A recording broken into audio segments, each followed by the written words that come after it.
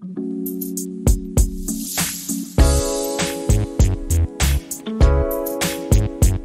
Hi guys, whatsup, welcome back to our channel. So guys, आज की इस video में मैं मिलने वाला हूँ मारुति सुजुकी फ्रॉन्क्स के ओनर से। भाई इसमें ना NA इंजन नहीं आता, इसमें आता है भाई बूस्टर जेट इंजन। और इस कार को ओन करते हैं जेरी भाई।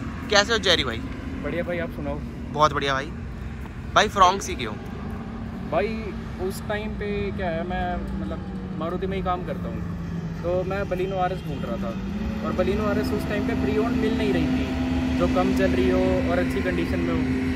तो उस टाइम पे फिर मेरे को सुनने में आया कि हाल ही में बूस्टर जेट रिटर्न मतलब वापस आ रहा है, तो मैंने सोचा चलो देख लेते हैं। फिर उसके बाद मैंने ये देखी, उस टाइम पोलो बंद हो गई थी, i20 N9 आ रही थी, तो वो कुछ इतनी ज़्यादा पसंद नहीं थी। फिर मेरे को थोड़ा सेगमेंट भी ऊंची चाहिए थी, फिर उसके बाद मैंने फिर ये परचेज़ कर ली।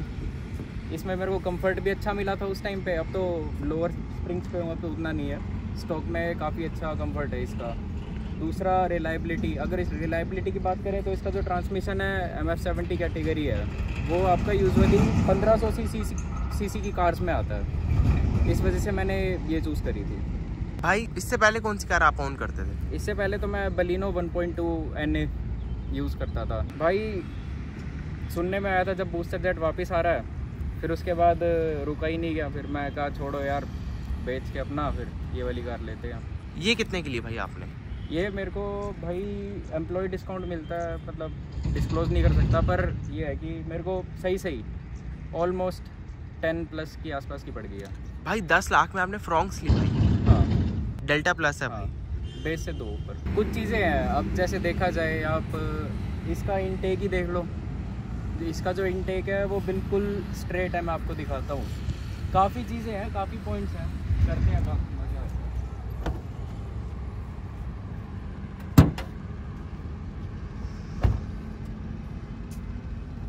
सबसे पहले बात आती है इसके लुक्स की, बोल्ड लुक्स। मेरे को लुक्स बहुत समझ आए, बहुत पसंद आए इसके, तो मैंने ले ली। ये इसका इंटेक है, ये बिल्कुल ओपन है, और इसकी जो सीधा राउटिंग है ना, ये आपके सीधा फिल्टर से होते हुए इंजन के अंदर जा रही है, बिल्कुल स्ट्रेट।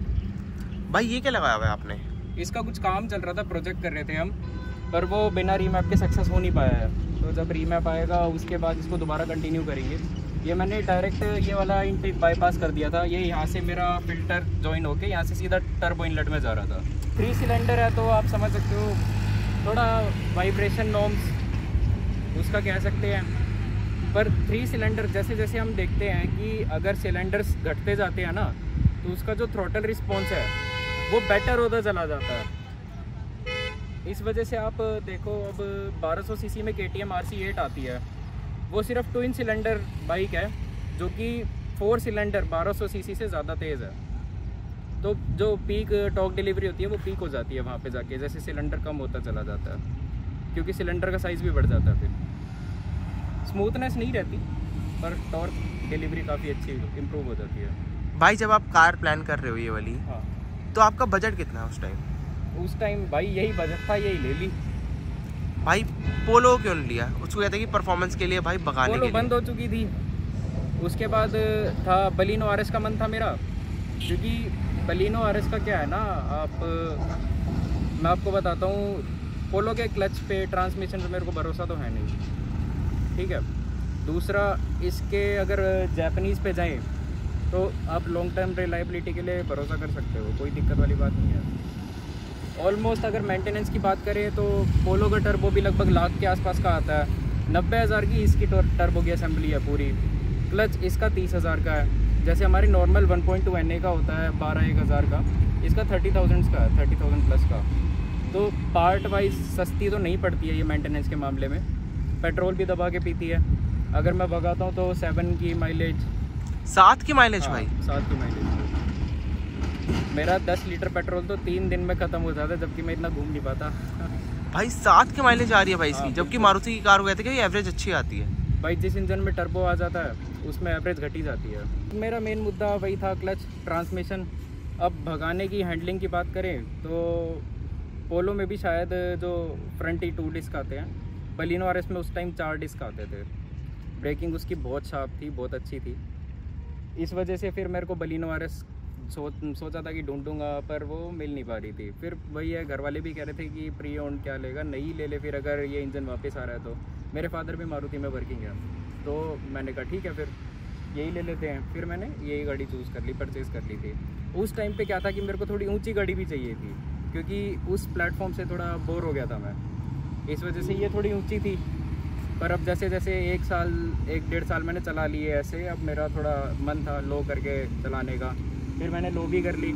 अब लो करने के बाद तो क्या मज़ा आ रहा है, क्या हैंडलिंग है भाई। कितने एम आपने लो करी है? ये भाई 35 mm है भाई। फ्रंट से ज़्यादा लो लग रही है, पीछे से इतनी लो नहीं लग रही। पीछे से आप स्टॉक फ्रॉन्क्स को देखोगे ना, स्टॉक वाली पीछे से ज़्यादा लिफ्टेड रहती है, सेम चीज़ इसमें है।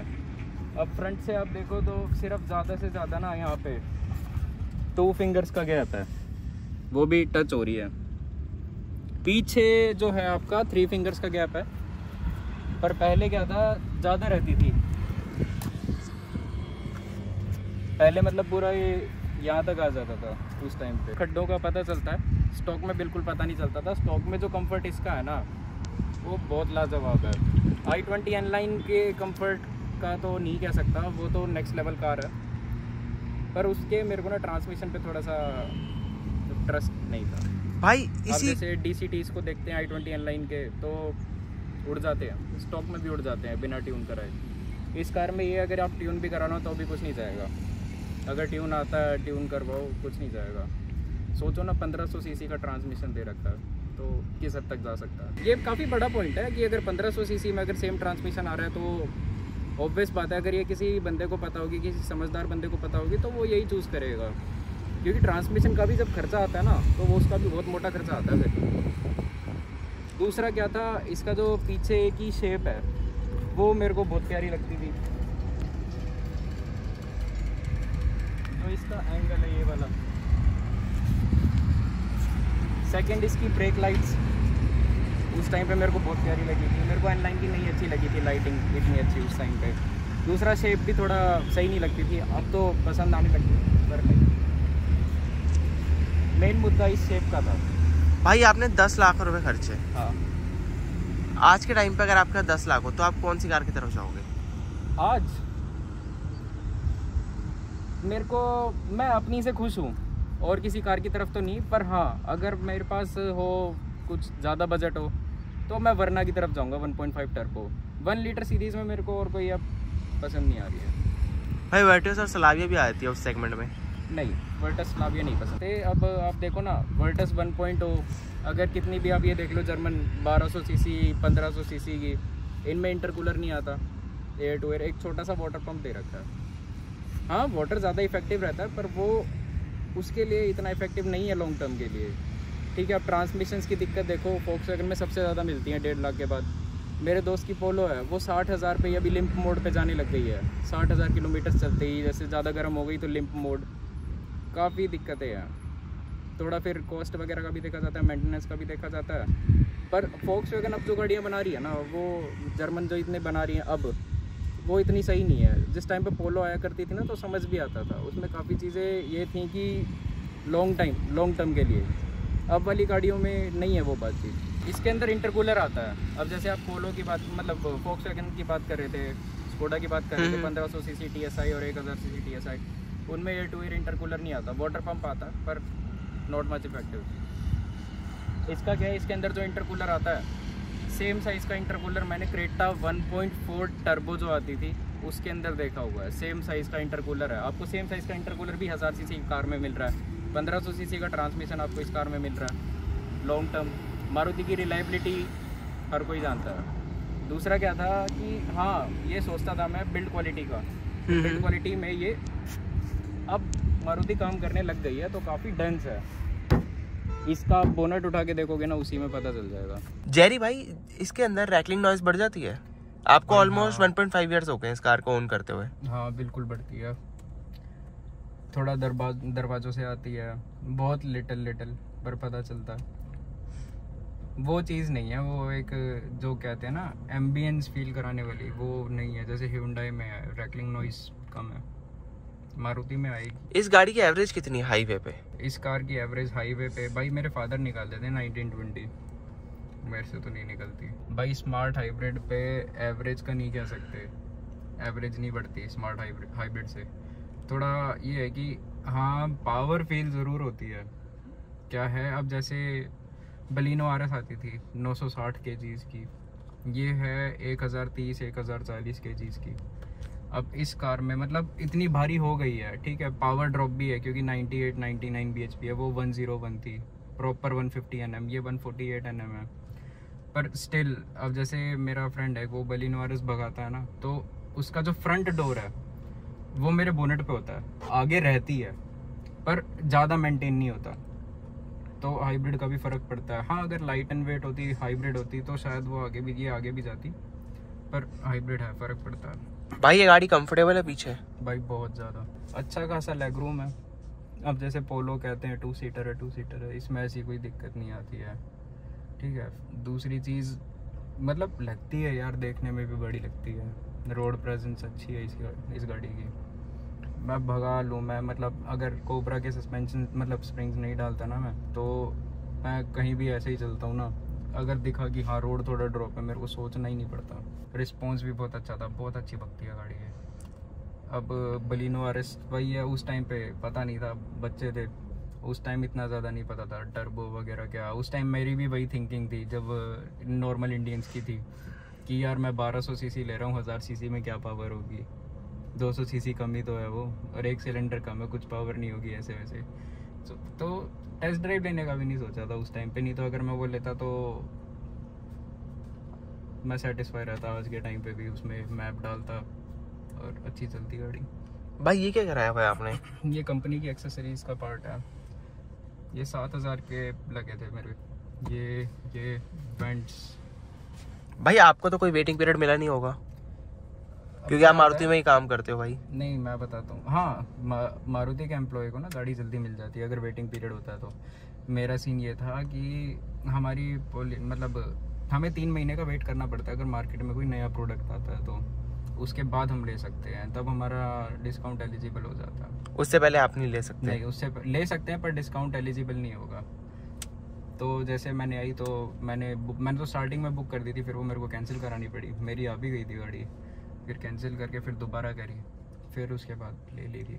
भाई आज के टाइम पे इस पे डिस्काउंट आ गया भाई, सस्ती हो गई है थोड़ी। हाँ। तो आपको लगता नहीं कि भाई जो मेरे को डिस्काउंट मिला भाई?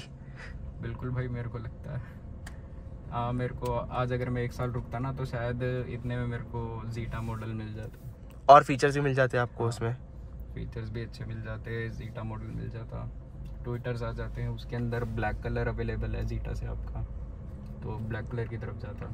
भाई यही सुनते हैं कि मारुति की बिल्ड क्वालिटी नहीं है, इसमें आपको क्या लगता है कि बिल्ड क्वालिटी इंप्रूव करी है मारुति? भाई बिल्कुल करी है, मैं तो काम ही करता हूँ।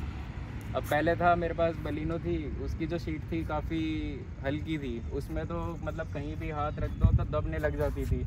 आप इसको दबा के देख लो, एक अंगूठे से कहीं भी दब जाए, कहीं भी दब जाए। अभी तो गर्म हो रहा है। 98 bhp ना फील नहीं होता है। अगर मैं बताऊँ close to Polo 1.2 TSI MT के आसपास ही रहती है ना, पीछे रहती है। थोड़ा बहुत आगे निकल जाए तो कुछ केसेस में निकल भी जाती है। अब लोअर कराने के बाद तो एरोडायनेमिक्स इतने चेंज हो गए ना, बहुत चिपक के चल रही है रोड से, अब दिक्कत नहीं आ रही है, अब तो खुल के भग रही है पूरी। भाई लोअर कराने से पहले गाड़ी कंफर्टेबल है? हाँ बहुत ज़्यादा कंफर्टेबल है। लोअर कराने के बाद कंफर्ट चला जाता है? लोअर कराने के बाद कंफर्ट चला जाता है।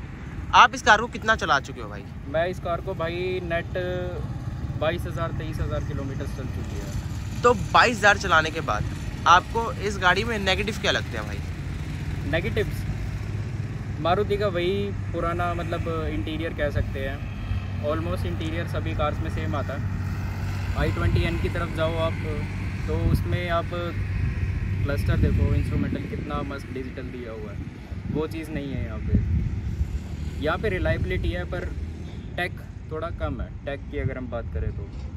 दूसरा मेरे को लगता है कि हाँ 4 व्हील्स में डिस्क ब्रेक आने चाहिए थे, जैसे बलिनो आरएस में आते थे, इसमें फ्रंट में बस 2 में ही है डिस्क ब्रेक। थोड़ा इंटीरियर और उससे ही थोड़ा वो होता है कि यार एक एम्बियंस वाली चीज़ है ना, कि हाँ आप अगर 10 लाख रुपए लगा रहे हो तो आपको एम्बियंस वाली चीज़ फील नहीं होती है, इसलिए एम्बियंस का थोड़ा एब्सेंस लगता है मेरे को। भाई सर्विस कॉस्ट कितने आती है इस कार की? भाई अभी क्योंकि इसमें बूस्टर जेट इंजन आता है, इसमें नेचुरल एस्पिरेटेड इंजन नहीं है। मैंने रिसेंट सर्विस अभी कराई थी वो मेरे को 15,000 की पड़ी थी 4th सर्विस इस कार की। कहते हैं कि मारुति की सर्विस सस्ती है, पर ऐसा नहीं है। अब वो टाइम भी गया, धीरे धीरे सर्विस महंगी होनी है। मेरी 1.2 NA का ही उन्होंने सर्विस का 9,000 रुपये बोला था। इसकी 12,500 की पड़ रही थी, पर क्या था मेरे ब्रेक पैड्स भी ख़त्म हो गए थे फ्रंट के, तो 3,500 के उन्होंने वो ऐड कर दिए, तो वही 15 के आसपास चली गई। फिर थोड़ा डिस्काउंट ना 17 चली गई थी, फिर थोड़ा डिस्काउंट वगैरह लगा के 15 की आ गई थी मेरी कॉस्ट। भाई इसकी ब्रेकिंग कैसी है? भाई ब्रेकिंग अच्छी है, कोई दिक्कत नहीं है। गाड़ी स्टेबल रहती है जब आप इसको हाई स्पीड में चलाते अगर आपके ब्रेक पैड्स अच्छे हैं और पूरे हैं, ख़त्म नहीं हो रखे, तो हाई स्पीड पे मेरे को कोई दिक्कत नहीं आती है। मैं मतलब आपको अभी तो लोअर करा ली, अगर मैंने स्टॉक का आपको बताऊँ ना, तो एक वन ऑफ माई फ्रेंड एक है बंदा, वो चलाता ही रफ है पूरा। वो 190 पे भी ना लेन स्विच करता है, वो भी कार्स के बीच में से। और इस कार को किया हुआ है, मैं पीछे बैठे बैठे डर गया था, पर ये था कि 180 पे 190 पे मैं भी स्विच कर देता हूँ। ये अपना द्वारका एक्सप्रेस वे है, इस पे भी भाई कॉन्फिडेंस आता है इतनी हाई स्पीड पे चला के गाड़ी को? थोड़ा बॉडी रोल रहता था पहले, अब तो वो भी नहीं रहता, पर लोअर कराने के बाद थोड़ा बाउंसी हो गई है हल्की, क्योंकि सस्पेंशन स्टिफ हो गया है। अब रोड अगर बम्पी होगी तो फिर कार में भी बम्प्स फील होते हैं हायर स्पीड पे। पर जैसे अगर कर्व की बात करूँ, नो डाउट बहुत तगड़ा कॉन्फिडेंस आता है। अगर 160 पे भी कर्व ले सकता हूँ तो ले सकता हूँ। भाई सस्पेंशन कौन सी कंपनी के आपने डाले? भाई कोबरा के। कितने कॉस्ट करे भाई आपको? ये ऑलमोस्ट 24। फर्स्ट डे बिल्कुल लगा था, क्योंकि कंफर्ट एकदम चला गया था। बाकी तो अब आदत हो गई। अब जैसे चला के देखा, मज़ा आया, मतलब समझ रहा हूँ, धीरे धीरे चीज़ को समझते हैं ना पहले, तो वो चीज़ अब समझ आ रही है कि एरोडायनेमिक्स से बहुत फ़र्क पड़ा है। मैं कह रहा हूँ इंच का भी फ़र्क पड़ता है। अगर थोड़े इंचेस से ड्रॉप हुई है ना मेरी कार, तो रोड पे एकदम चिपक के चल रही है। पहले क्या था कि हवा का प्रेशर आता था, अब हवा का प्रेशर ना यहाँ से बोनट को दबाते हुए ऊपर से निकल जाता है, ऐसा फील होता है। थर्ड गियर में पहले थोड़ा, अब जो थर्ड गियर का रिस्पॉन्स है ना, वो पहले से बहुत ज़्यादा बेटर है। एलॉयज़ अगर कराऊंगा तो फिर थोड़ा कॉस्टली ओजी, नहीं तो नहीं। एलॉय मैं इसमें 17 इंच के तो नहीं डालूंगा, मतलब इस कार के हिसाब से मेरे को 16 ही ठीक है। अगर अपग्रेड करूँगा तो 16 पर ही जाऊँगा, और थोड़े कॉस्टली पे जाऊँगा, क्योंकि कॉस्टली में क्या है ना कि लाइटन रहते हैं, वो लाइट वेट रहते हैं। अब ये 1 किलो, मतलब ये 14 किलो का आपका एक एलॉय होगा। अब आप ओजी पे जाओगे तो वही 6-7 किलो का एक एलॉय रहता है, तो वेट रिडक्शन काफ़ी ज़्यादा हो जाता है। भाई इसका लाइट्स का थ्रो कैसा है? इसमें फॉग लाइट नहीं देती कंपनी? भाई लाइट्स का थ्रो इतना कुछ खास रिस्पॉन्सिव नहीं है, मतलब एज़ कम्पेयर टू, अगर Hyundai से कंपेयर करेंगे तो बढ़िया है, Hyundai से तो बढ़िया है। पर उसमें फॉग लैम्प की भी प्लेस 2 जगह आती है, तो अपग्रेड किया जा सकता है। इसमें अपग्रेड नहीं कर सकते। इसमें फॉग लाइट का भी ऑप्शन ही नहीं दिया? ऑप्शन ही नहीं दिया। भाई और क्या कराया हुआ है आपने इस कार में? बाकी तो अभी कुछ ज़्यादा कुछ नहीं है। एक स्पॉइलर लगा रखा है, गियर शिफ्ट का नॉब है वो चेंज कर रखा है, मतलब कॉस्मेटिक चेंज ही है अभी, ऐसा कुछ वैसा नहीं। आपने ट्यून कराने का भाई प्लान करा है? भाई बिल्कुल, मैं तो गया भी था ट्यूनर्स के पास, उनसे ECU अनलॉक नहीं हुआ, लॉक्ड है इसका ECU। कोड 6 के पास जा लिया, वेनम के पास जा लिया, GT के पास जा लिया, इन तीनों से अभी नहीं हुआ। अगर करेंगे तो मैं वुल्फ की तरफ जाऊँगा। भाई आप सेटिस्फाई उस कार को लेके? भाई बिल्कुल। आप किसी को रिकमेंड करते हो? कार मामले में नहीं हूँ, पर रिलायबिलिटी, बाकी हर चीज़ जो एक ड्राइविंग फील देती है, मैं सेटिस्फाई उससे। आप रिकमेंड करते हो ये कार किसी को?